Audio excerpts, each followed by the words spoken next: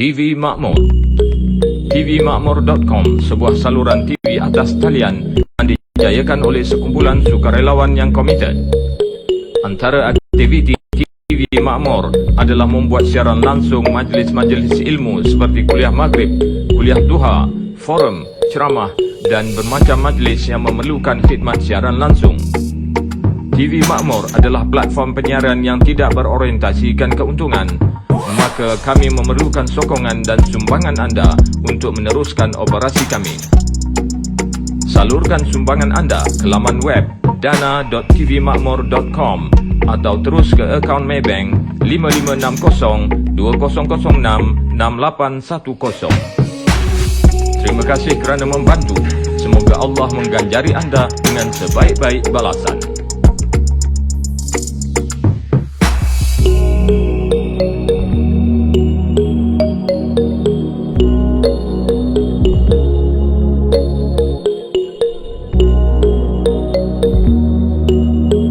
Ta'ala, pada malam yang boleh dapat sama-sama kita berada dalam majlis ilmu ni, mengambil sempena kelahiran junjungan besar kita Nabi Muhammad sallallahu alaihi wasallam,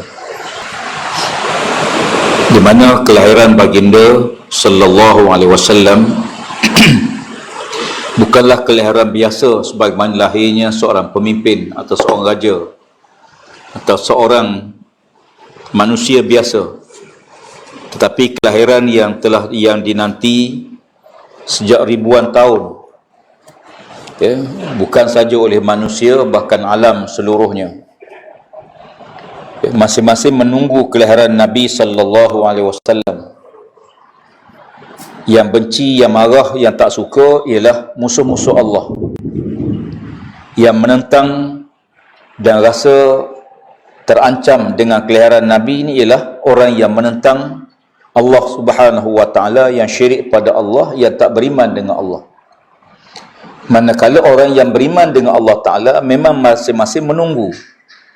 Bukan saja tunggu kelahiran, bahkan mereka minta supaya mereka ni menjadi umat Nabi Muhammad sallallahu alaihi wasallam. Bahkan nabi-nabi pun minta nak jadi umat Nabi Muhammad. Bahkan malaikat-malaikat pun kalau boleh nak jadi, mereka nak jadi umat Nabi Muhammad. Sayangnya kita ni lahir sebagai umat Muhammad, kita tidak hargai. Ni perangai kadang-kadang manusia ni, sesuatu tu bila ada dia tak hargai, bila tak ada, bila tak dapat maka dia rasa nak. Nabi Bani Israel, bila Allah Ta'ala tidak bangkitkan Rasul, dia minta merayu pada Allah Ta'ala supaya Allah bangkitkan Rasul. Dan dia berjanji bahawa kalau Allah bangkitkan Rasul, dia akan beriman, mempertahankan Rasul tersebut. Tetapi bila Allah hantar Rasul, dia bukan saja tak beriman, dia bunuh Nabi-Nabi, bunuh Rasul-Rasul. Walaupun kadang-kadang Rasul itu di kalangan bangsa dia sendiri. Maka kerana itu pengutusan Nabi Muhammad sallallahu alaihi wasallam ialah tanda besar rahmat Allah Ta'ala kepada manusia, kepada alam. Wa ma arsalnaka illa rahmatan lil alamin. Aku tidak utuskan kamu ya Muhammad. Kalau kita baca kaedah sikit, ayat ni dimulakan dengan nafi dan isbat. Aku tak nak utuskan kamu ya Muhammad. Pasal apa Allah utus juga? Kerana nak beri rahmat kepada seluruh alam. Allah utus Nabi ni betul-betul sebagai membawa rahmat. Bermakna kalau tak ada Nabi, alam ni tak ada rahmat. Tak dapat rahmat semua. Peniaga tak dapat rahmat, binatang tak dapat rahmat, tumbuhan tak dapat rahmat. Apatah lagi manusia, jin, semua tak dapat rahmat. Rahmat ni bila ada Allah Ta'ala utuskan Nabi sallallahu alaihi wasallam. Kita tak boleh bayang kalau tak ada Islam atas muka bumi ni, Nabi Muhammad tak utus, macam mana keadaan dunia. Dalam keadaan ada Nabi, ada Rasul pun, huru-hara manusia. Perang tak habis-habis, tengah duk Covid pun nak perang semacam. 22 orang bawa usul undi tak percaya dalam parlimen kali ni, paling besar dalam sejarah. 22 ahli parlimen. Walaupun kita tengok nasihat daripada Yang Tuan Agung, supaya orang politik ni jangan banyak sangat politicking. Ya. Kawan-kawan minta saya tak komen. Saya kata ginilah, nak suruh orang politik tidak berpolitik ni macam nak suruh driver jangan bawa kereta. Memang tu kerja dia.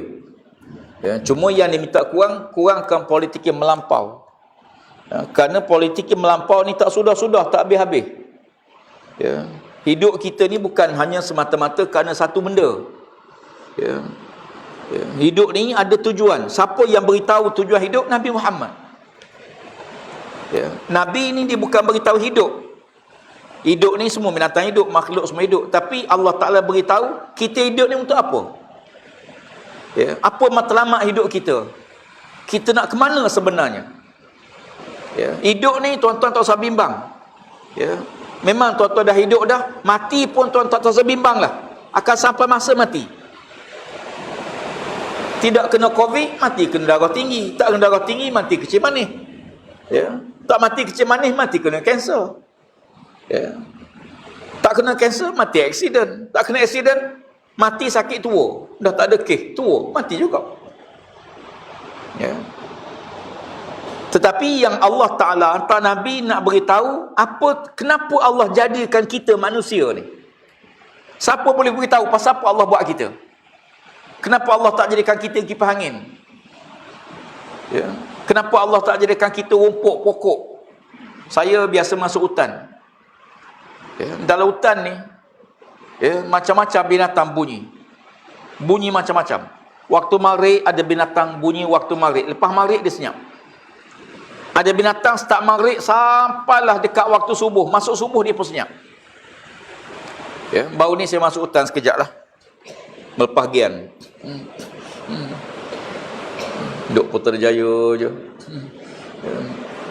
Ada sejenis binatang namanya ayam Siti Fatimah. Anak ayam Siti Fatimah. Tuan-tuan pernah dengar anak ayam Siti Fatimah ni? Saya tanya kawan saya, anak ayam Siti Fatimah ni binatang macam mana? Dia kata binatang tu kecil, ada tanduk sikit ke depan, ujung tu ada tanda merah. Biasa kita kampung-kampung dulu adalah duduk berjalan atas batang-batang pokok ni. Dia ada belalai tu ujung tu ada merah. Rupanya binatang tu dia bunyi macam anak ayam. Cek, cek, cek ayam. Start bunyi masuk waktu maghrib sampailah masuk subuh. Saya bangun tengah malam rasa malu dengan Allah Ta'ala. Binatang yang berzikir pada Allah tak berhenti-henti. Kita tidur berkeruh. Ya, tak bangun-bangun. Masya Allah.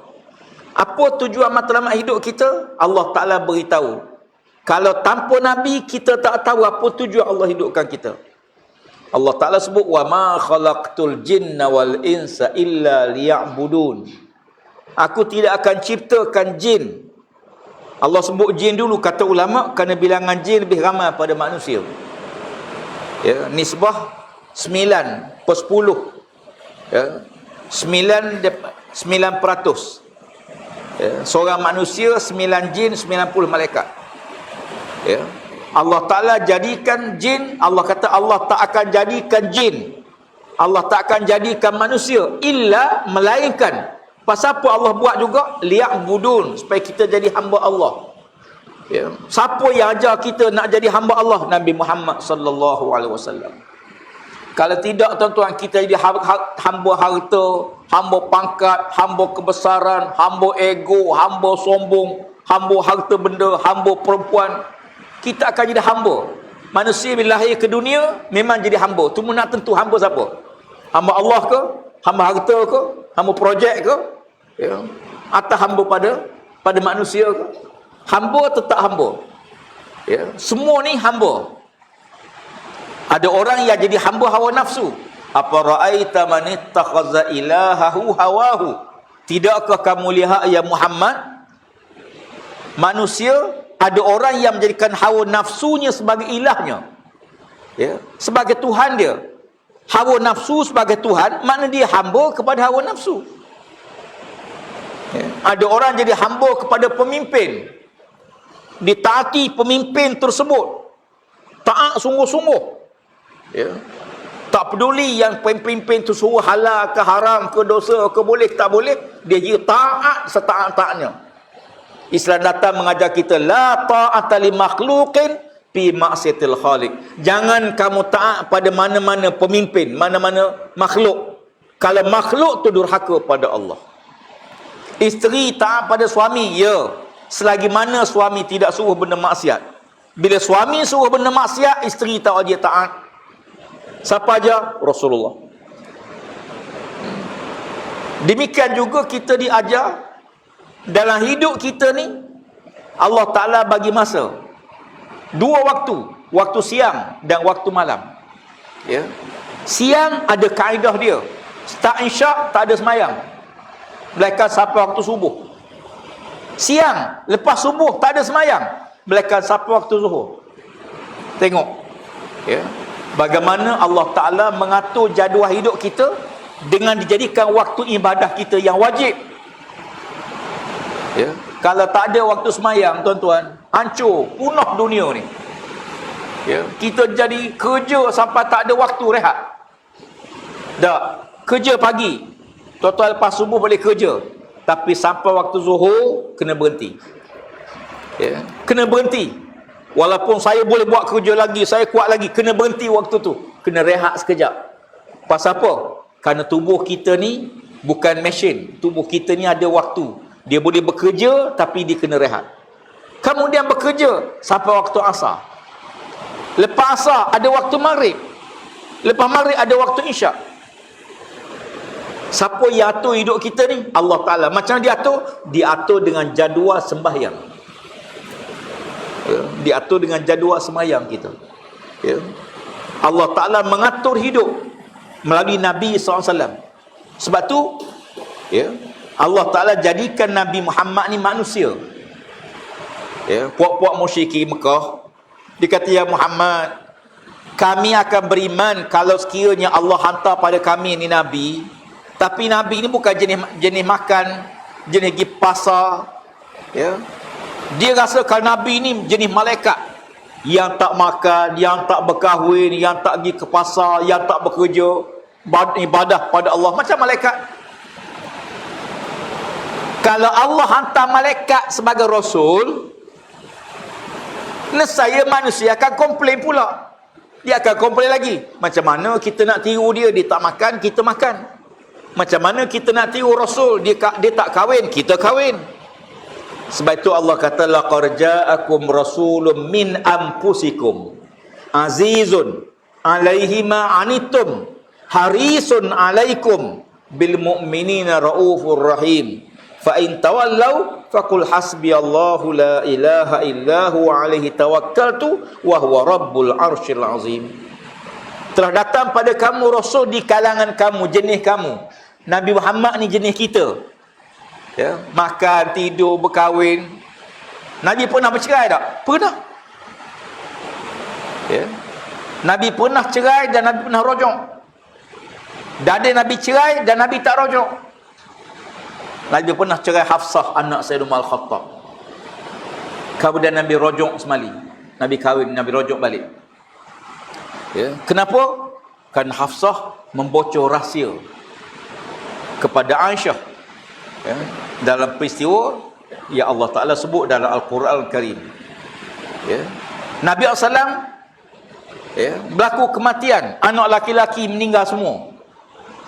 Sampai puak-puak Quraisy Mekah kata, tuan-tuan jangan bimbang dengan ajaran Muhammad. Tuan-tuan tak usah bimbang ajaran Muhammad ni. Ajaran dia akan mati. Ya. Bila mati dia, habislah ajaran dia. Pasal apa? Kerana dia tak ada waris nak bawa menyambung ajaran dia ni. Sebab anak laki-laki semua meninggal dunia masa kecil. Jadi tak ada siapa nak mewarisi. Dia ingat ajaran Islam ni macam harta pusaka, nak diwarisi. Ya. Sebab tu bila puak-puak musyrikin kata demikian, Allah Ta'ala waktu ayat Quran. Ya. Ayat yang paling pendek. Nabi senyum tiba-tiba dalam masjid Nabi senyum seorang diri. Sahabat-sahabat pergi tengok Nabi senyum ni, pergi tanya. Sahabat ni dia perhati Nabi. Yang dia perhati. Sebab semua perbuatan Nabi tu sunnah. Ya. Ada yang sahabat tahu, ada yang tak tahu. Tapi sahabat tak tahu pasal apa tiba-tiba Nabi senyum seorang diri. Senyum seorang diri. Ya. Sahabat pergi tanya. Macam makcik-makcik, kan tengok suami senyum seorang diri, cuba pergi tanya. Senyum benda. Cuba tanya, senyum apa seorang-seorang ni? Ya. Kita kalau kita tengok isteri kita senyum seorang, kita tahu dah. Mesti jumpa duit kita sorok tu. Ya. Sahabat Nabi tengok Nabi senyum, ya Rasulullah, pasal apa kamu senyum? Nabi kata, baru tu ayat Quran padaku, paling pendek sekali. Ya. 3 ayat je. Inna a'tainakal kautsar fasalli li rabbika wanhar inna syani'aka huwal abtar. 3 ayat je. Ayat inilah yang paling famous, yang kita baca tiap-tiap waktu semayang, kadang-kadang tak pernah tinggal. Inna a'taina, ya. Inna a'tainaka al-kautsar. Sesungguhnya kami kurnia kepadamu ya Muhammad al-kautsar. Nikmat yang banyak, yang tak pernah terhitung. Masya Allah. Allah kata, Allah kurnia nikmat pada Nabi, nikmat yang terlalu besar, yang terlalu banyak, yang tak boleh hitung. Ada ulama kata al-kautsar, perigi al-kautsar. Fasalli li rabbika wanhar, maka dirikanlah sembahyang dan sembelihlah korban. Inna syani'aka huwa al-abtar. Sesungguhnya yang putus baka, putus keturunan ialah yang menentangmu ya Muhammad. Allah beritahu, yang putus baka, yang putus keturunan, yang tak akan disebut dalam kebaikan bukan Nabi, tapi orang menentang Nabi. Yang menentang Nabi, ya. Nama Abu Lahab, Abu Jahal, ya. Kalau sebut nama dia, sebut dengan iringin kejahatan dia. Fir'aun, Haman, Qarun, Namrud, Abu Lahab, Abu Jahal, Walid bin Mughirah. Ini tokoh-tokoh yang menentang Islam. Mana pergi? Tak ada. Ya. Tak ada orang pun nama anak dia pun. Ya.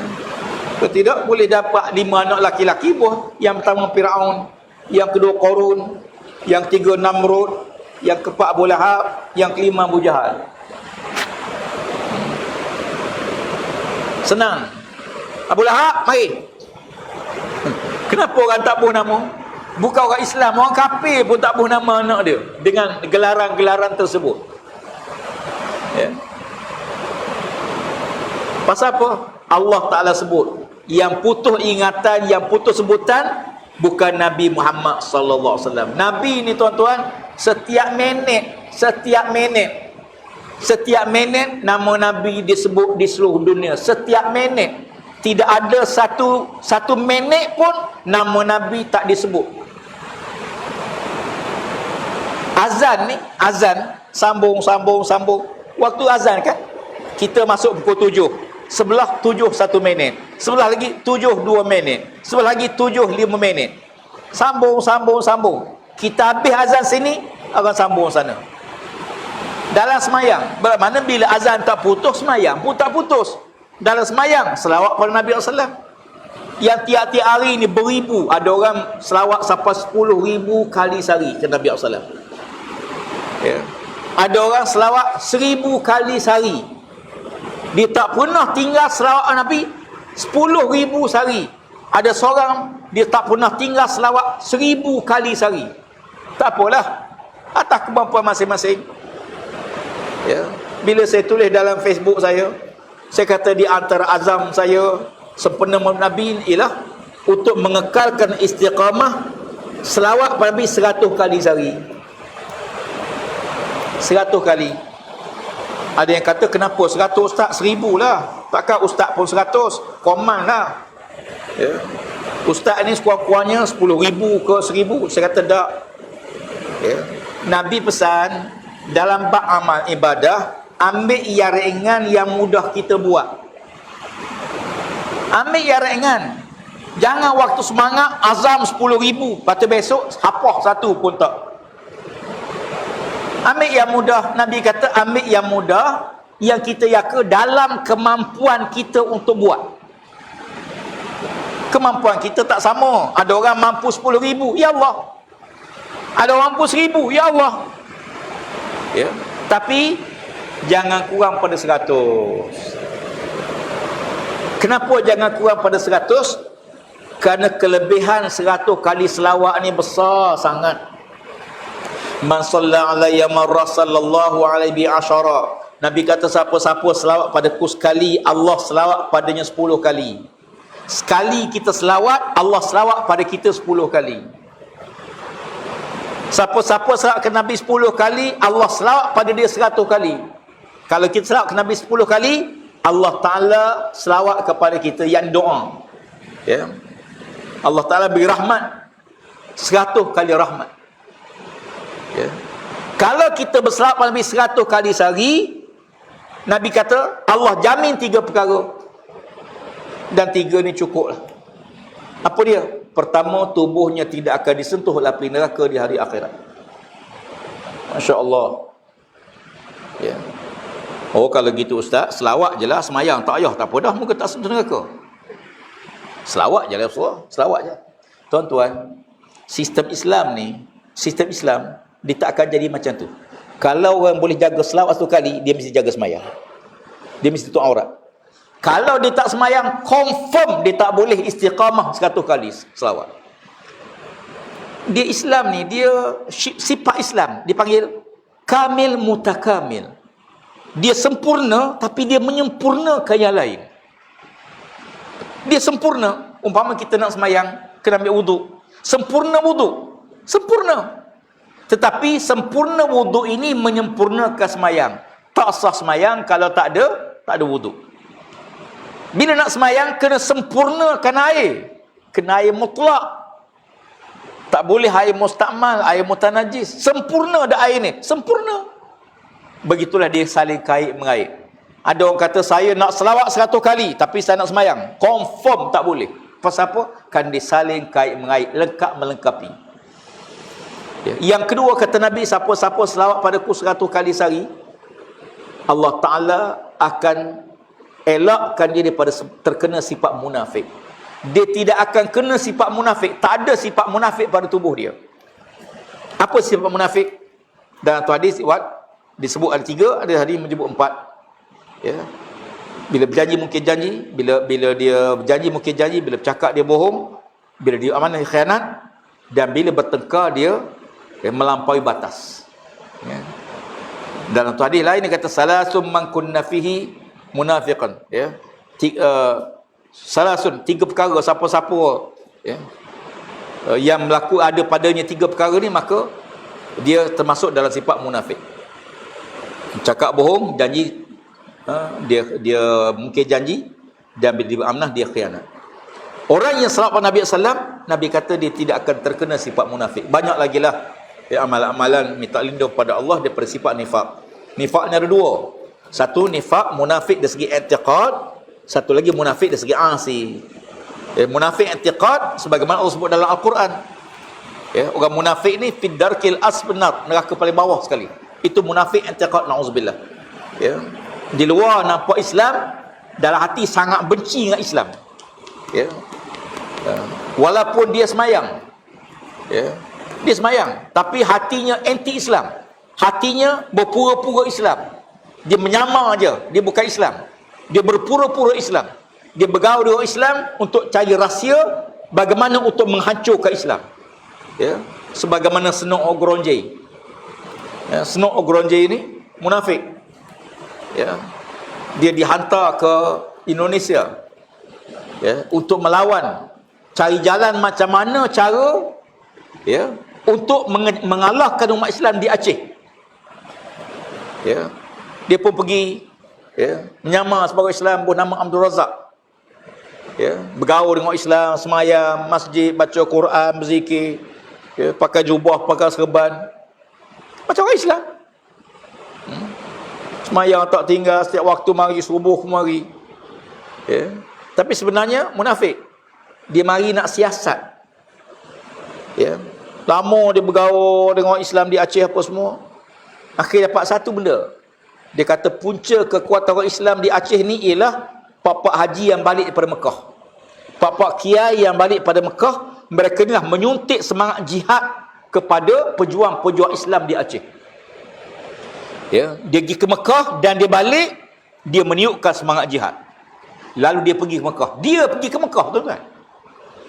2 tahun dia duduk Mekah. Ya. Ulalik masjid, ya, sambil-sambil siasat.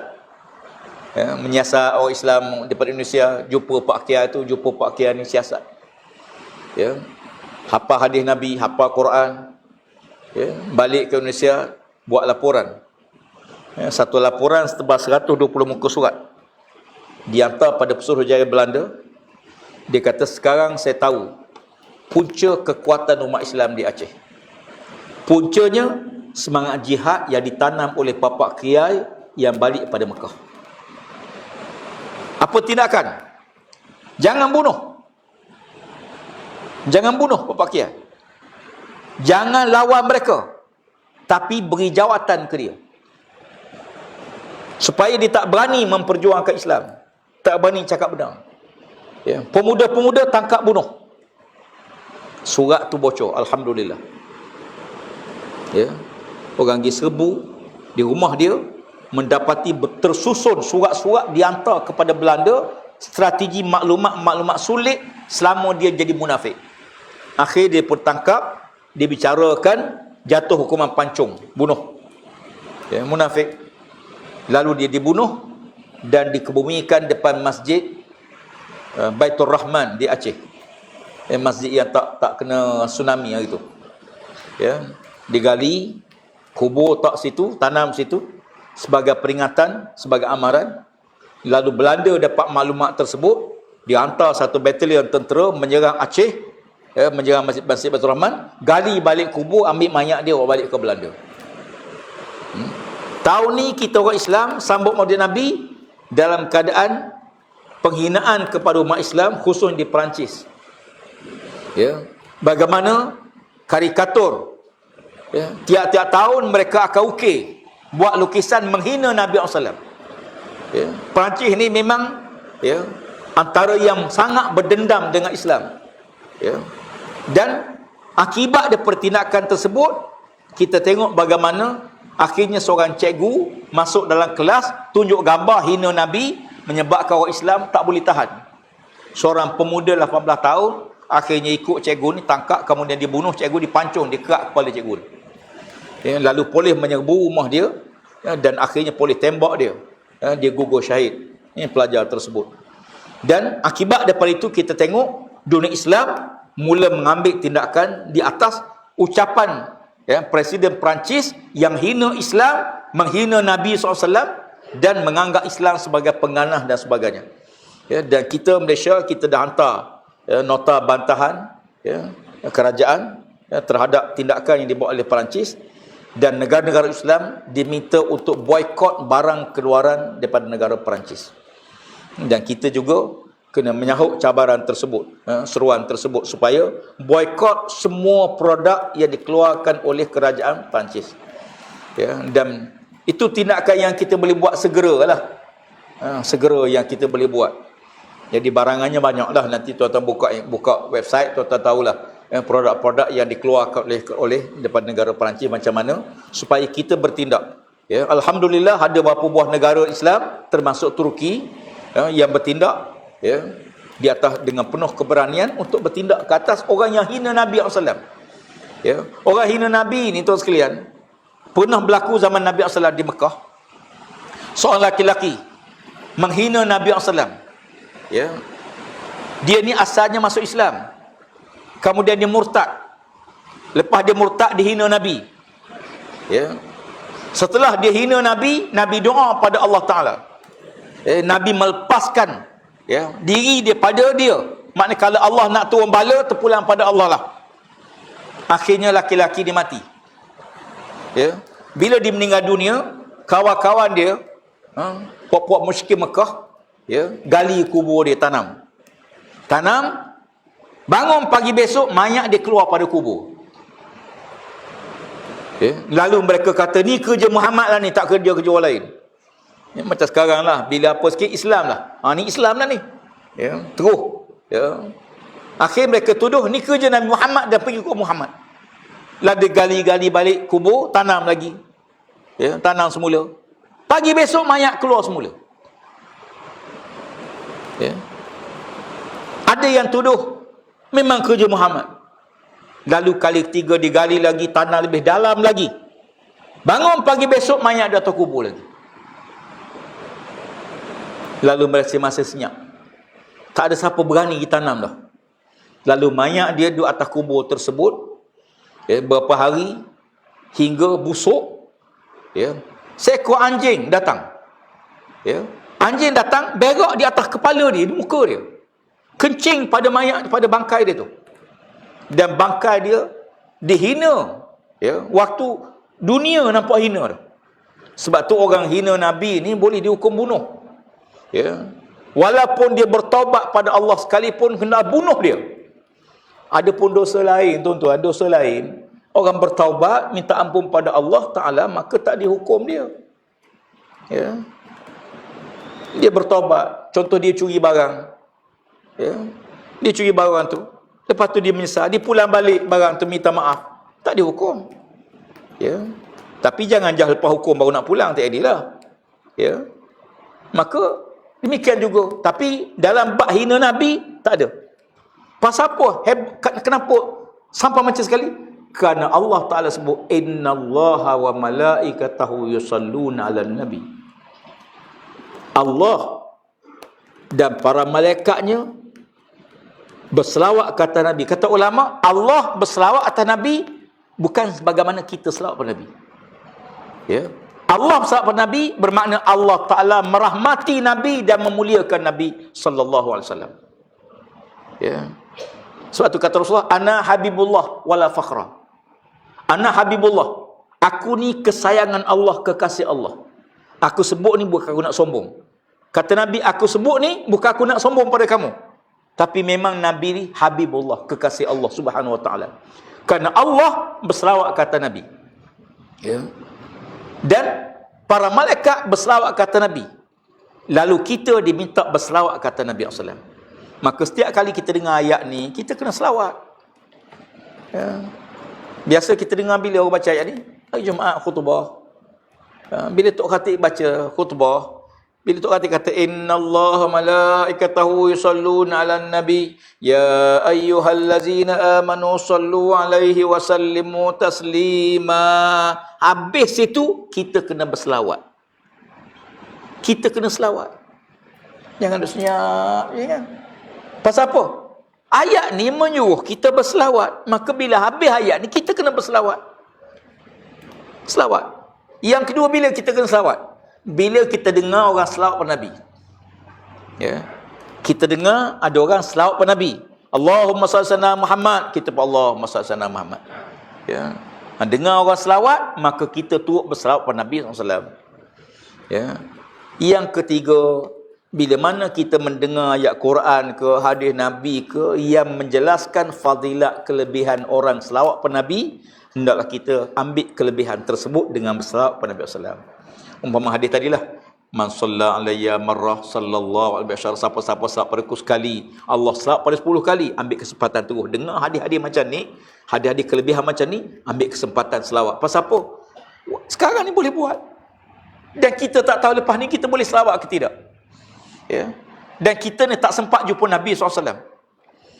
Walaupun kita boleh baca, sekarang ni banyak kitab-kitab muktabar, jadi kumpulkan hadis-hadis tentang rupa Nabi, kegemaran Nabi, kesukaan Nabi, rupa Nabi macam mana, sifat Nabi macam mana, hidung Nabi macam mana, rambut Nabi, janggut Nabi macam mana, semua ada.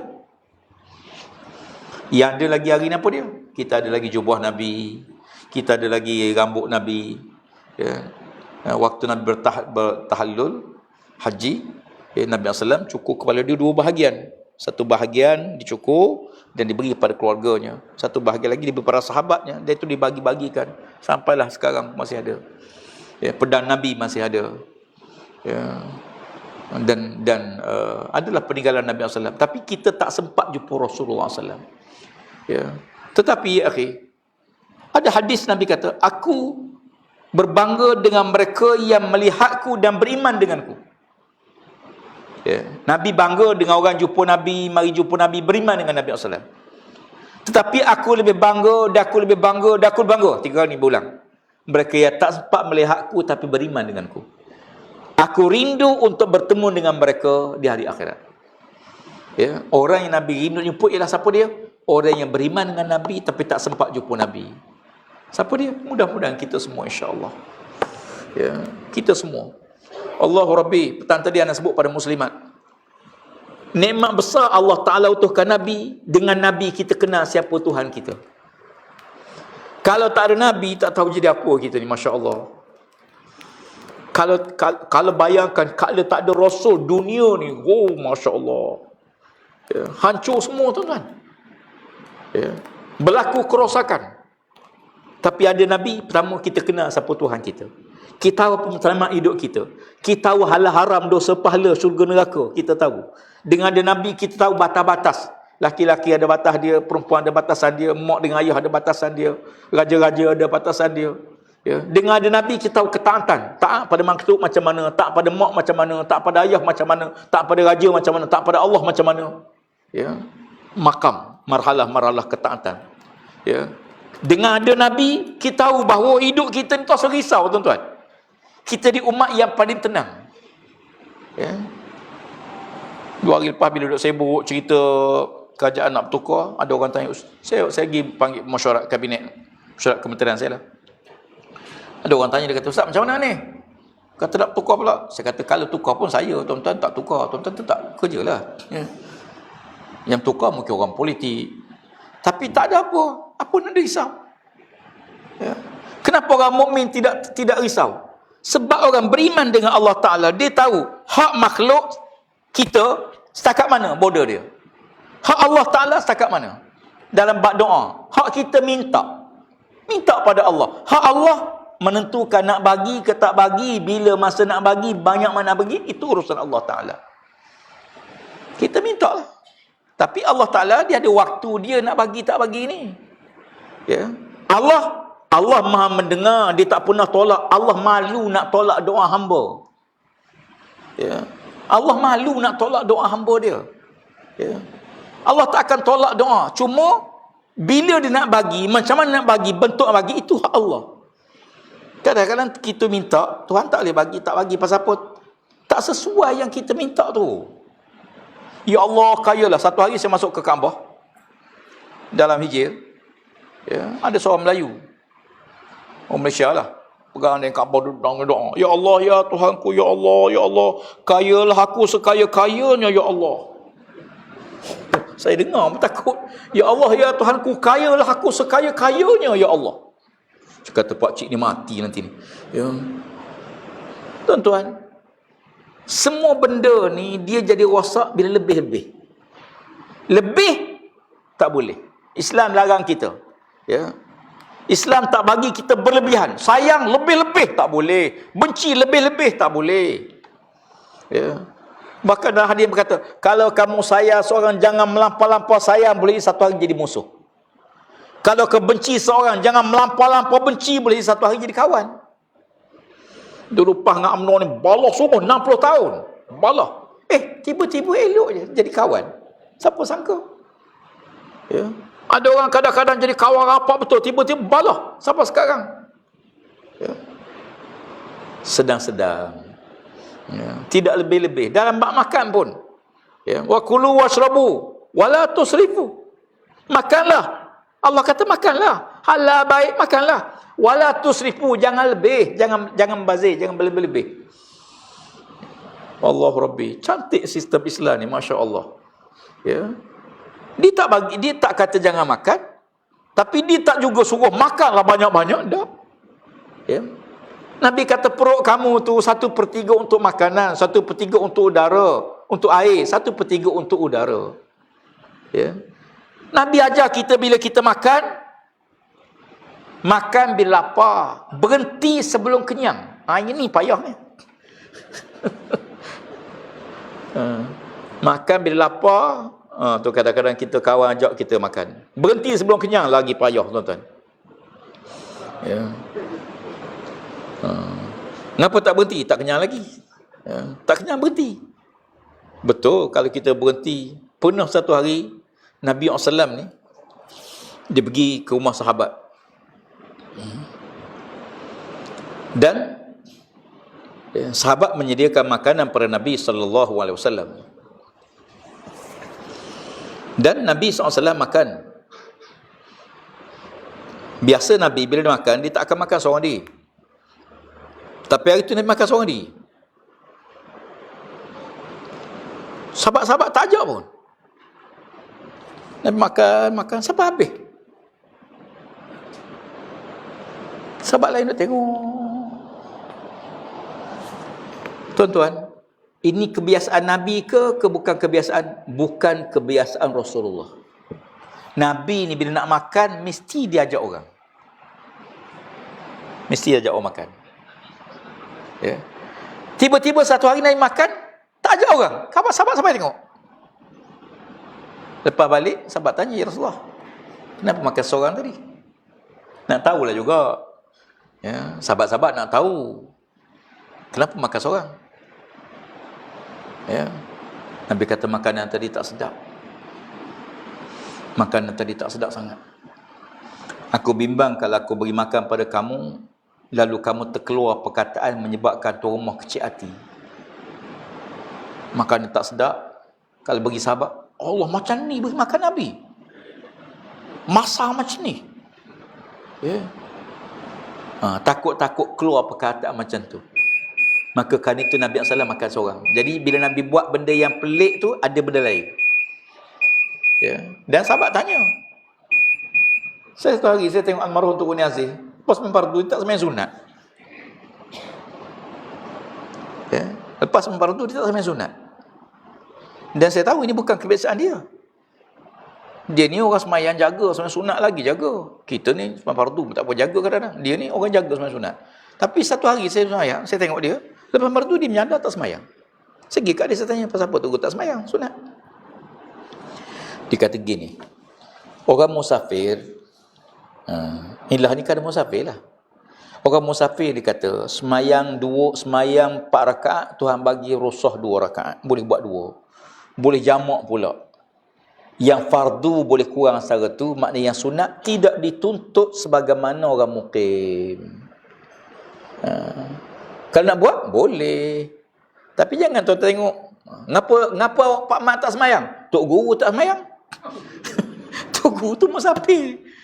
Ya. Kita mukim. Hukum mukim lain. Ya. Tapi kadang-kadang bila Tok Guru tak buat, kita ingatkan tak apa. Rupanya ada ilah dia. Ya. Sebab tu ada sebab. Sahabat-sahabat ni tanya Nabi, tengok. Sebab Nabi ni, semua perbuatan dia ni contoh. Ya. Dia bercakap, jadi hadis Nabi SAW. Perbuatan dia jadi sunnah Nabi SAW. Diam pun jadi hukum. Diam jadi hukum. Ya. Nabi menjenguk ke Kaabah. Nabi tengok sahabat-sahabat pegang dinding Kaabah. Ya. Nabi tengok. Tapi Nabi diam. Nabi tak larang, Nabi tak suruh. Maka perbuatan pegang dinding Kaabah, meletakkan dinding, merayu, doa sebagainya, maka harus boleh. Pasal apa? Kan Nabi tengok dan Nabi tak tegur.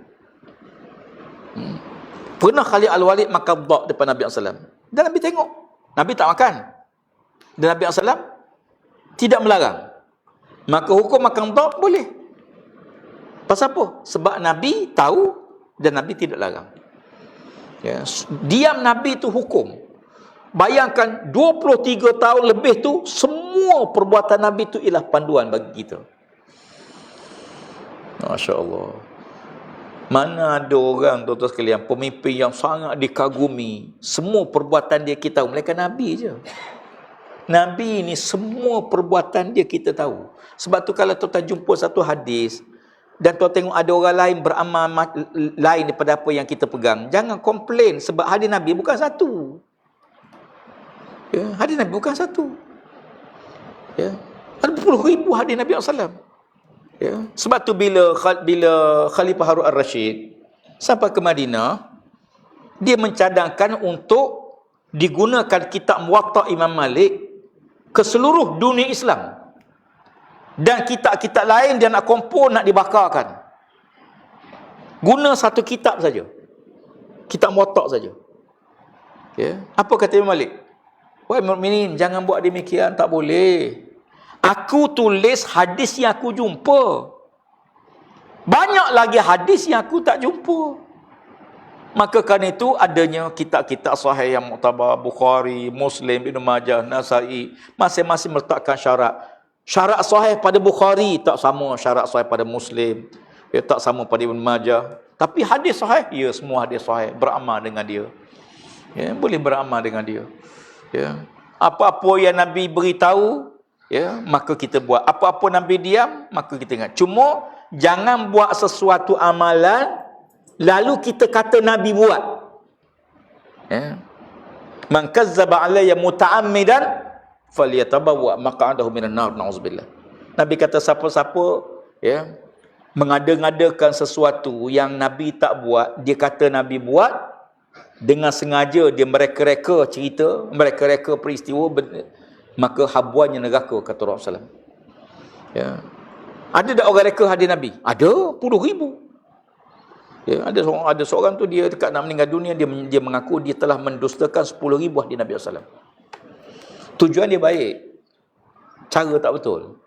Ya, dia kata siapa-siapa yang semayang tarawih malam pertama, maka pahalanya seumpama pahala 10 Nabi-Nabi contoh. Ni bohong lah. Ya, kita tengok hadis-hadis lebih-lebih melampau-lampau ni, memang hadis macam ni hadis reka-reka, tak boleh. Ya, kecuali ada hadis sahih disandarkan dengan amalan-amalan tertentu. Tapi hadis Nabi ni amalan kita. Ya, kita ambil untuk kita tiru. Hebatnya tuan sekalian. Masya Allah. Bila Islam ni, Allah kata umat Nabi Muhammad menjadi Nabi kepada seluruh manusia. Ya, sekarang akan sampai masanya, kata Nabi dalam hadis tersebut, ya, Islam ni ajarannya sampai ke pelosok dunia. Mana kita pernah terfikir satu masa kuliah kita dapat diikuti seluruh dunia. Kuliah orang lain di Amerika kita boleh dengar di sini. Ya. Orang mengajar di Indonesia kita boleh ikuti secara live, boleh dengar. Masya Allah. Kalau begitu tak perlu ramai Nabi, memadai seorang Nabi. Karena seruan dia boleh sampai seluruh dunia. Adapun dulu tak, di situlah saja kaum dia. Ya. Maka umat Muhammad SAW menjadi umat yang terbaik. Tapi kenapa kita dihina? Ya. Allah sebut dalam Quran, kuntum khairu ummah, kamu sebaik-baik umat. Tapi kenapa jadi hina? Ya. Sedangkan Allah Ta'ala sebut Islam tu sebaik-baik umat. Tapi kenapa rasuah orang Islam, miskin negara Islam, ya, kotor pun Islam, banyak orang kaitkan dengan Islam? Jawapannya kerana kita tak ikut Islam. Kita hanya mulia bila kita ikut Islam. Nahnu qaumun azzanallahu bil Islam. Kita mulia kerana Islam. Sebab tu bila saya diamanahkan dengan menteri jaga air alam sekitar air, di antara benda yang saya tengok, benda besar. Ya, sebelum ni kita rasa tidak sangat. Kita mungkin kerana tidak bidang, tidak fokus ke kerja. Bila tengok sekarang ni, Masya Allah. Ya, baru-baru ni tuan sekalian banyak. 2-3 kali, 2 kali sebulan. Ya, air di Selangor terpaksa tutup loji. Pasal apa tutup loji? Kerana cemar. Pencemaran. Cemar apa dia? Cemar bau. Ya, bau minyak. Saya pergi ke sungai tu bau macam bangkai. Air tu kita ambil bau macam bangkai. Ya, busuk. Busuk ni tak boleh kita hantar, tak boleh tuan-tuan. Kalau kotor, keruh tak apa. Keruh orang boleh tapis. Tapi kalau bau tak boleh. Bau kena stok terus. Kenapa tak bagi notis? Memang tak tahu. Ya. Gangguan. Ada yang kata kena hantar ke Darus Syifa.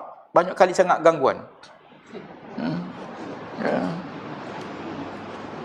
Ada yang hantar yang perlu dia kata bulan depan ni berapa kali nak tutup loji. Beritahulah tarikh bila. Kalau cemar yang kita boleh jangka, contoh rosak loji semua, kita bagi notis. Tapi kalau bau tak boleh notis. Sebab di loji air diambil, dicium. Sejam sekali cium. Tuhan buat hebat hidung manusia ni boleh mengesan bau. Dan kita sekarang di peringkat kementerian, kita tengah cari jalan macam mana kita nak kesan punca bau ni. Satu lagi makhluk yang hebat Allah Ta'ala buat ialah anjing. Anjing. Ya. Nak lawan anjing hingga setakat ni belum ada lagi.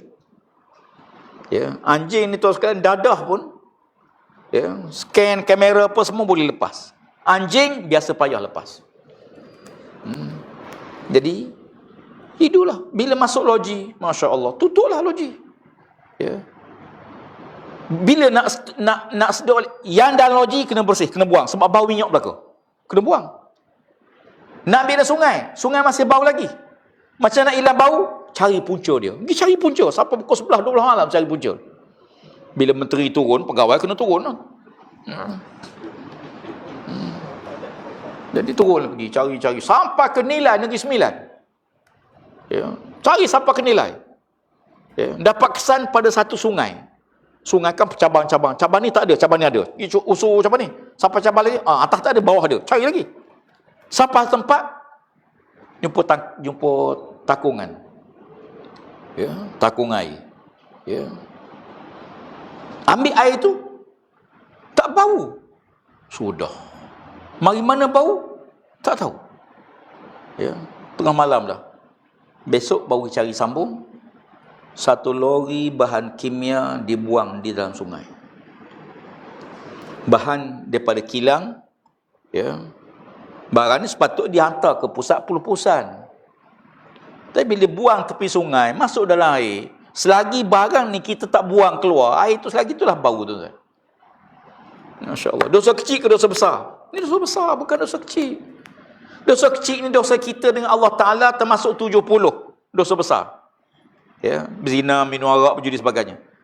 Dan dosa-dosa yang kerana kita, orang ramai terganggu disebabkan kita, maka dosa tu dosa besar. Tu 5 juta orang tak bekal air, tuan-tuan. 5 juta 5 hari. Takkan dosa kecil.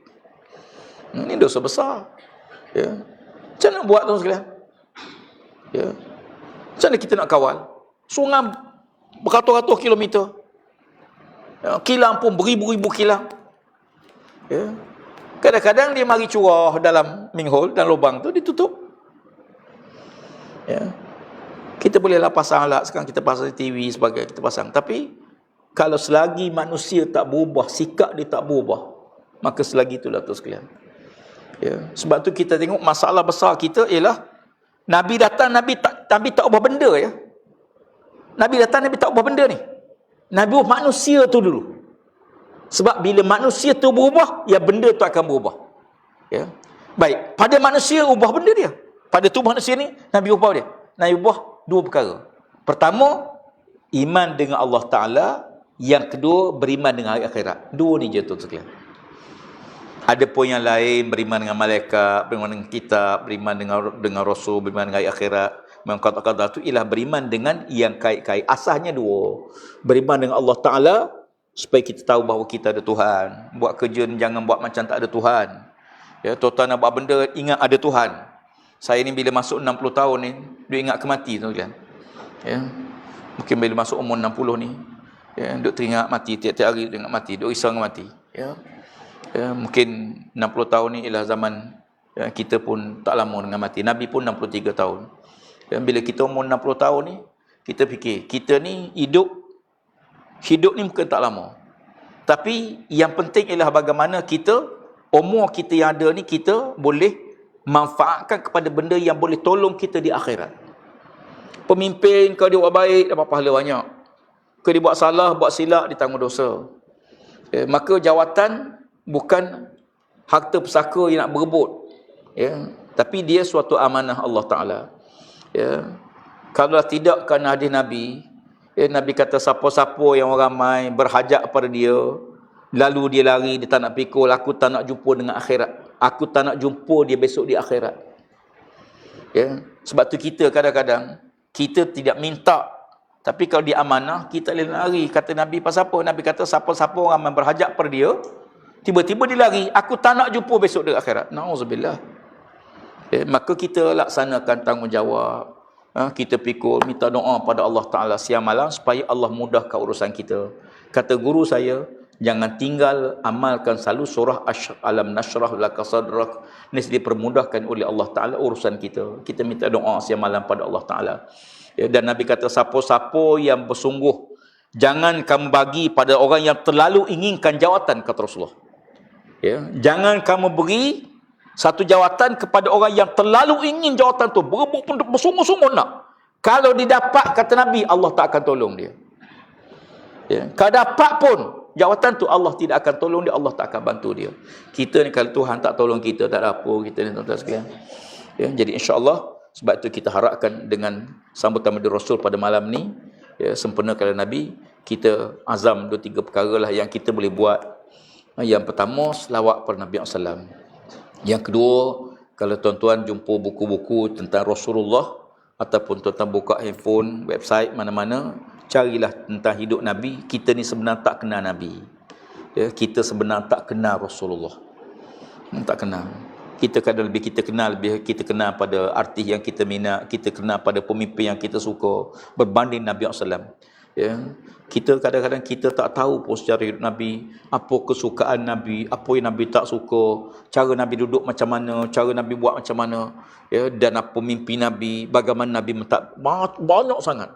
Ya, jadi kalau kita boleh buka, baca, ataupun sekarang ni banyak kuliah-kuliah yang disampaikan oleh tok-tok guru alim, orang alim-alim tentang sejarah hidup Nabi, cerita Nabi satu-satu ni. Masya Allah, kita dengar dan kita ambil, supaya kita bila kita kenal, maka kita cinta. Bila kita cinta pada Nabi, maka kita sedia korban dengan Nabi SAW. Sebab tu sahabat sanggup korban nyawa untuk pertahan Nabi. Pasal apa? Kerana dia cinta, dia kenal, dia cinta pada Nabi. Kenapa cinta? Sebab dia kenal Nabi. Ya, tak kenal maka tak cinta, bila tak cinta maka tak ada pengorbanan. Ya. Orang yang sanggup korban ni pasal apa? Kerana dia sayang. Tuan-tuan sanggup korban kerana jemaah, pasal apa? Kerana sayang pada jemaah. Kenapa tuan sayang? Sebab kita kenal jemaah kita. Ya. Kalau orang beritahu yang buruk, kita sendiri tolak dia. Pasal apa? Aku kenal dia. Ya. Jadi insya-Allah bila kita kenal Nabi, ya, sebab tu tak pelik seorang budak muda 18 tahun dia sanggup bertindak demikian. Pasal apa? Kerana dia sayang pada Nabi SAW. Dia terlalu cinta pada Nabi. Macam ada seorang nak tutupkan malam ni dengan kisah seorang sahabat Nabi, ya, siapa nama dia? Uwais Al-Qarni. Ya. Uwais Al-Qarni rahimallahu ta'ala, seorang yang tidak dikategorikan sebagai sahabat sebab tak pernah jumpa Nabi, tapi seorang yang terlalu sayang pada Nabi SAW. Hingga bila dengar berita perang Badar, perang Uhud, Nabi patah gigi kan? Dia patah gigi.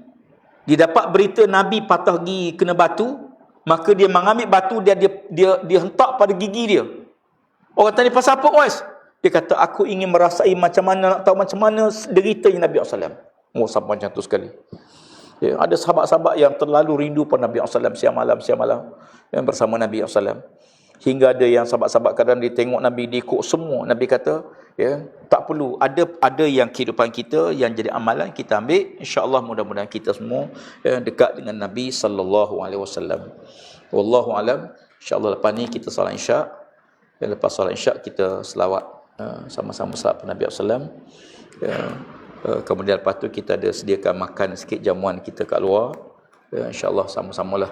Sebab biasanya sambut maulud ni kena ada 3. Ada selawat, ada ceramah, ada mulut. InsyaAllah. Jadi kita pakai agak sedia makan kat luar. Ya, InsyaAllah mudah-mudahan diberkati Allah Ta'ala. Wallahu alam.